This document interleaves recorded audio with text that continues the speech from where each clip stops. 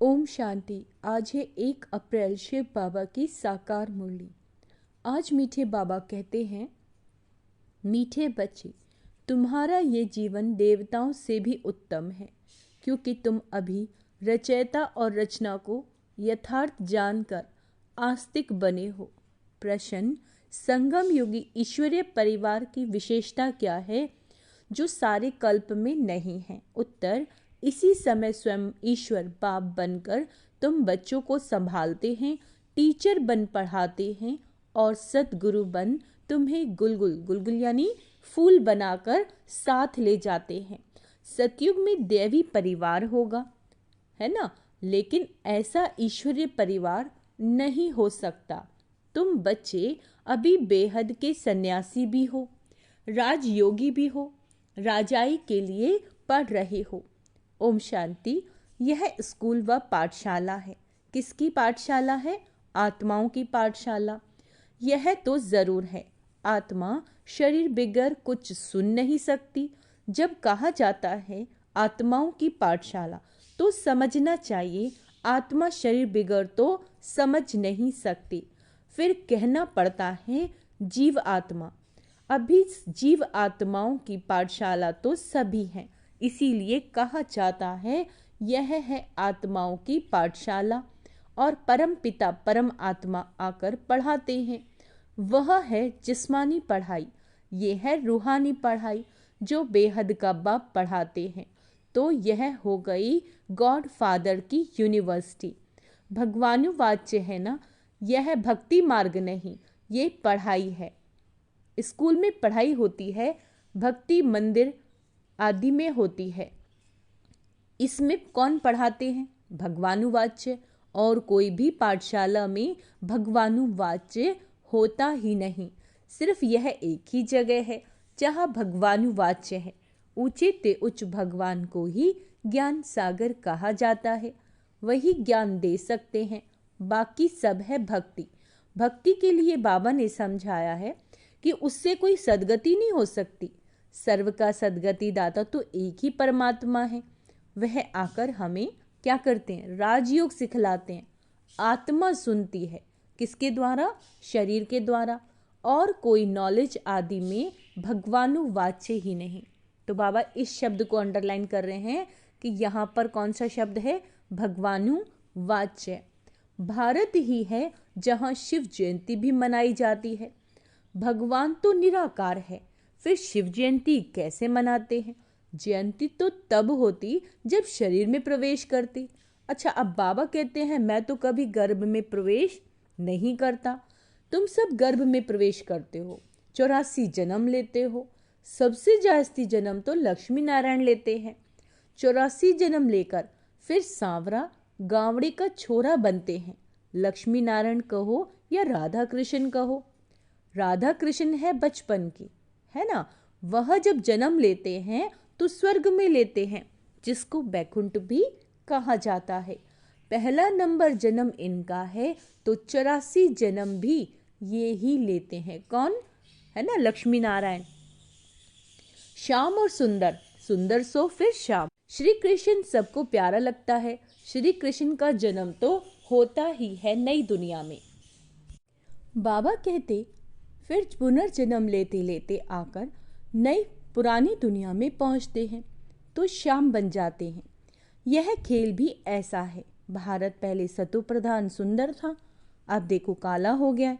बाबा कहते इतनी सब आत्माएं मेरे बच्चे हैं। अभी सब काम चिता पर बैठ जलकर काले हो गए हैं। मैं आकर सबको वापस ले जाता हूँ। ये सृष्टि का चक्र ही ऐसा है। फूलों का बगीचा, वह फिर कांटों का जंगल बन जाता है। बाबा समझाते हैं तुम बच्चे कितने सुंदर विश्व के मालिक थे, अब फिर से बन रहे हो। ये लक्ष्मी नारायण विश्व के मालिक थे। यह 84 जन्मों का भोग फिर ऐसे बन रहे हैं, अर्थात इन्हों की आत्मा अब पढ़ रही है। तुम जानते हो सतयुग में अपार सुख है, जो कभी बाप को याद करने की दरकार भी नहीं रहती। गायन है, दुख में सिमरन सब करें। किसका सिमरन? बाप का। इतने सबका सिमरन नहीं करना, भक्ति में कितना सिमरन करते हैं, जानते कुछ भी नहीं। श्री कृष्ण कब आया, कौन है, कुछ भी नहीं जानते। श्री कृष्ण और श्री नारायण के भेदों को भी नहीं जानते। शिव बाबा है ऊंचे ते उच्च, फिर उनके नीचे ब्रह्मा विष्णु शंकर, उनको फिर देवता कहा जाता है। लोग तो सभी को भगवान कहते रहते हैं, सर्वव्यापी कह देते हैं। बाप कहते हैं सर्वव्यापी तो माया 5 विकार है जो एक एक के अंदर है।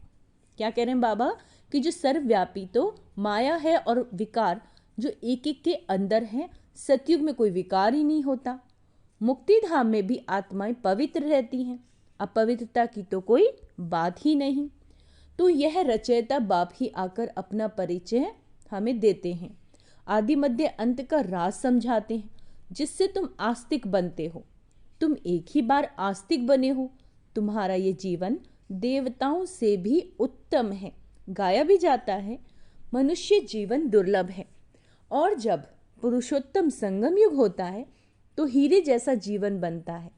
लक्ष्मी नारायण को हीरे जैसा नहीं कहेंगे, तुम्हारा हीरे जैसा जन्म है। तुम हो ईश्वरीय संतान, ये है देवी संतान। यहाँ तुम कहते हो हम ईश्वरीय संतान हैं, ईश्वर हमारा बाप है, वो हमको पढ़ाते हैं, क्योंकि ज्ञान का सागर है ना, राजयोग सिखलाते हैं। ये ज्ञान एक ही बार पुरुषोत्तम हमें संगम युग पर मिलता है।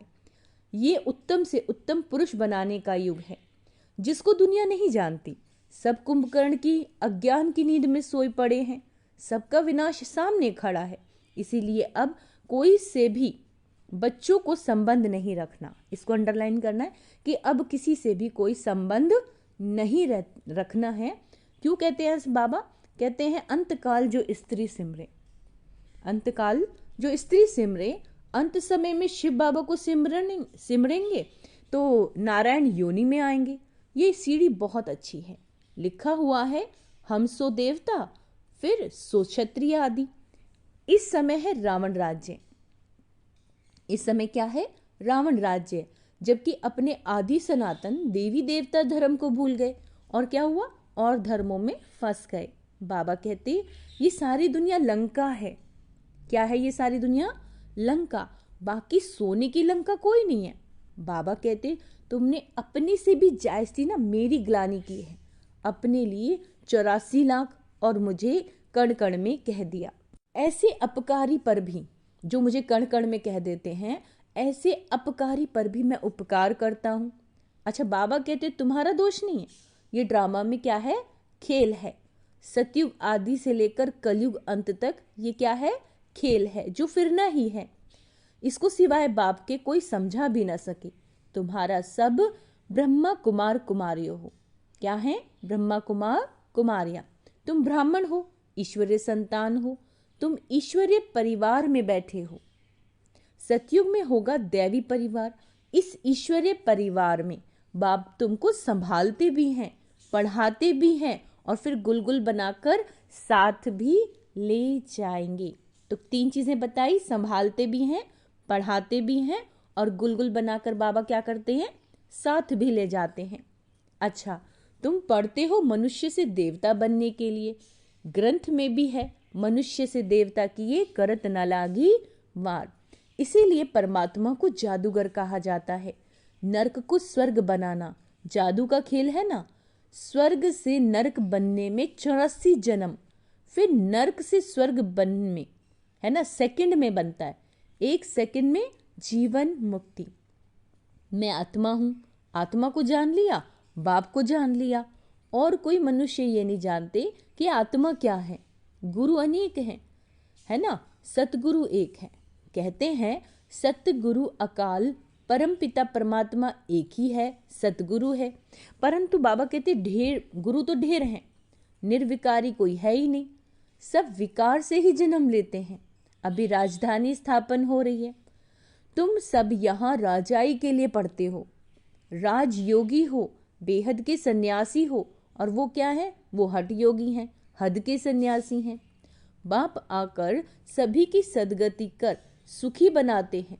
मुझे ही कहते हैं, क्या कहते हैं? सतगुरु अकाल मूरत। वहाँ हम घड़ी घड़ी शरीर छोड़ते हैं और लेते नहीं। क्यों? क्योंकि काल नहीं खाता। तुम्हारी भी आत्मा अविनाशी है, परंतु पतित और पावन बनती है। क्या कह रहे हैं बाबा? परंतु पतित और पावन बनती है, निर्लेप नहीं है। ड्रामा का राज बाप ही समझाते हैं। रचयिता ही रचना के आदि मध्य अंत का राज समझाएंगे ना। ज्ञान का सागर वही एक बाप है, वही तुमको मनुष्य से देवता डबल सिरताज। क्या बना रहे हैं बाबा हमें? डबल सिरताज। तुम्हारा जन्म कौड़ी जैसा था, अब तुम हीरे जैसे बन रहे हो। बाप ने हम सो हम का मंत्र भी समझाया। वह कह देते आत्मा सो परमात्मा, परमात्मा सो आत्मा, हम सो हम। बाप कहते आत्मा सो परमात्मा कैसे बन सकती है?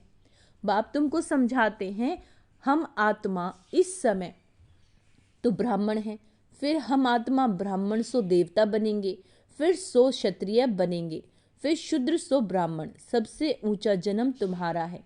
यह है ईश्वरीय घर। तुम किसके पास बैठे हो? माता पिता के पास, है ना? किसके पास बैठे हैं हम? अपने माता पिता के पास। सब भाई बहन हैं। बाप आत्माओं को शिक्षा देते हैं, तुम सब हमारे बच्चे हो, वर्षे के हकदार हो, इसीलिए परमात्मा बाप से हर एक वर्षा ले सकते हैं। बूढ़े हों, छोटे हों, बड़े हों, सबको हक है बाप से वर्षा लेने का। तो बच्चों को भी यही समझाओ, अपने को आत्मा समझो और बाप को याद करो, तो क्या होगा? पाप कट जाएंगे। भक्ति मार्ग वाले इन बातों को कुछ भी नहीं समझेंगे, है ना? अच्छा, मीठे मीठे से केला दे बच्चों प्रति माता पिता बाप दादा का याद प्यार और गुड मॉर्निंग। रूहानी बाप की रूहानी बच्चों को नमस्ते। हम रूहानी बच्चों की रूहानी बाप दादा को याद प्यार, गुड मॉर्निंग, नमस्ते मीठे बाबा, शुक्रिया बाबा, शुक्रिया। आज रात्रि क्लास भी है। बच्चे बाप को पहचानते भी हैं, समझते भी हैं कि हमें बाप पढ़ा रहे हैं, उनसे बेहद का वर्षा मिलना है। अच्छा, परंतु मुश्किलात ये है जो माया भुला देती है, कोई ना कोई विघन डाल देती है, जिससे बच्चे क्या होता है, डर जाए। माया विघन डालती है क्या सोच के कि बच्चे डर जाएं, उसमें भी पहले नंबर में विकार में गिरते हैं। आंखें धोखा देती हैं। आंखें कोई निकालने की बात नहीं है। बाप ज्ञान का नेत्र देते हैं।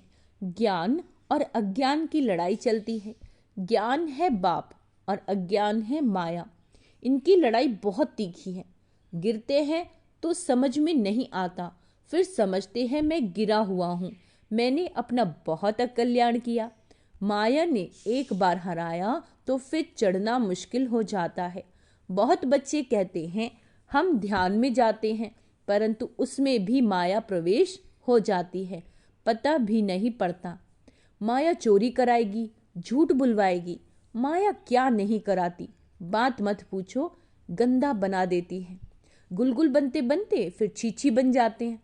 माया ऐसी जबरदस्त है जो घड़ी घड़ी गिरा देती है।